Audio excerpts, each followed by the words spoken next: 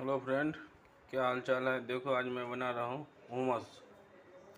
ये देखिए चना है, काबुली चना बड़ा वाला। इसमें लहसुन डाला हूँ, 2 ब्लैक पेपर दिख रहा है आपको, ऑलिव ऑयल है, उसके बाद टहनी है, नींबू डाला हूँ और थोड़ा सा नमक डाला हूँ। अब इसको मिक्स करते हैं। ये देखिए मिक्सचर है ना, थोड़ा पहले कुकर में सीटी लगा दिया हूँ इसको। फिर दिखाता हूँ, ऐसे ही पूरा करना। देखिए को अच्छा तरह से पीस लिया हूँ चना को। ऐसे ही पीसना है पहले सबको।